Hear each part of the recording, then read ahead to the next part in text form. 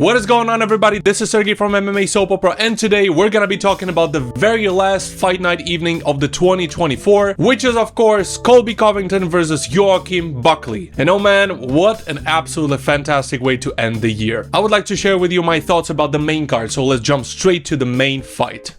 Colby Covington versus Joaquin Buckley. What an absolutely fantastic performance by Buckley. What an absolute powerhouse he is, man. The takedown defense I thought was on point, even though he got taken down several times, but I think that Colby managed to land only like 2 takedowns out of maybe 6. I'm kind of pulling this number out of my ass, but I think that I'm pretty close. But despite being taken down, he was always able to defend very well and stand up. So really good stuff there, and the striking was mwah, mwah, mwah, mwah. Colby Covington looked pretty rusty. It really reminded me of the same kind of performance he was putting on Leon Edwards. So I don't know, maybe that was the plan, that the preparation that he got for Leon Edwards would work on Joaquin Buckley as well. Not that Leon Edwards and Joaquin Buckley are that similar, but at least neither of those two fighters have a wrestling heavy style. I think the best thing that Colby Covington did throughout the whole evening was the walkout. Yeah man, the walkout was pretty badass. He couldn't get Trump to walk out with him, so he got the second and the third best choice, which was of course Chael P. Sonnen and Hulk fucking Hogan.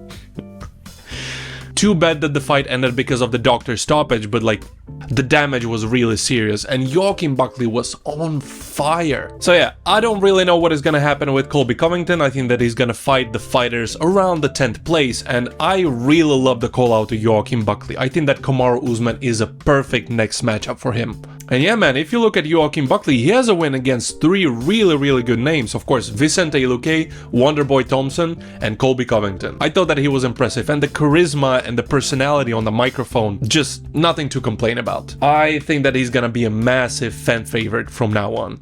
Co-main event of the evening, Cub Swanson versus Billy Quarantillo. Man, I gotta tell you, Cub Swanson has always been one of my absolute favorites to watch. The dude is 41 years old and he still has an absolute smooth swagger in the octagon. The dude is so flashy and he always puts on a performance regardless, win or lose. You can count on Cub Swanson to put it on a show. I thought that he looked really great in this fight, man. Of course, Billy Quarantillo was landing on him as well, but overall, Cub Swanson had all the style points. He was landing the better shots, and like, you could tell that he is the one owning the octagon, obviously delivering that crazy knockout. And I hate to admit it, I kind of agree with Paul Felder. If Cub Swanson actually made the decision and took off his gloves, I think that he would end his career in an absolute style. The next fight on the main card was of course Manel Kape versus Bruno Silva. I gotta be honest, Manel Kape and Cub Swanson actually remind me of one another. Once again, it's the style, it's the swagger. I think that Cub Swanson has maybe a little bit more swagger, but Manel Kape is making up for that with an absolute insane self-belief. The confidence that dude has is just whew, from the Mars. Yeah man,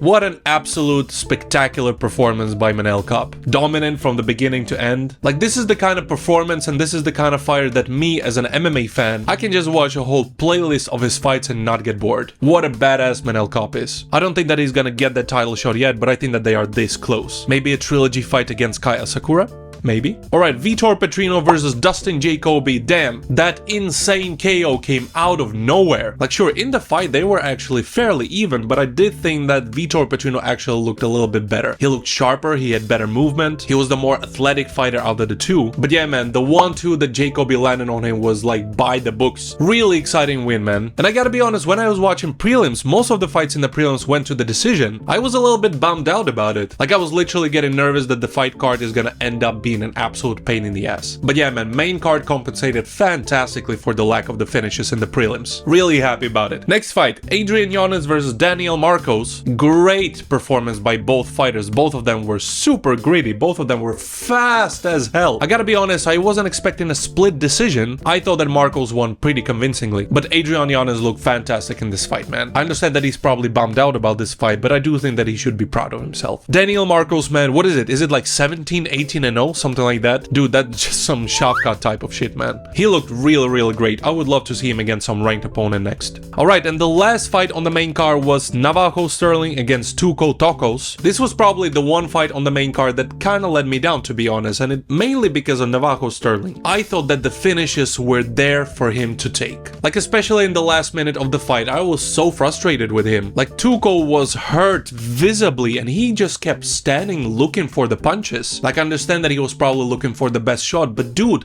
at one point you just gotta let it all go. And he didn't. I feel like he just completely missed the opportunity to get in a finish. I don't know, maybe it was the big lights that got him. At the end of the day, this was his UFC debut on the main card. So like, of course, the pressure has to be immense. But still, man, I feel like you just have to be able to capitalize on opportunities like this. Yeah, he got the unanimous decision anyway, so we'll see what is gonna happen with him in the future. But I just can't say that I was impressed.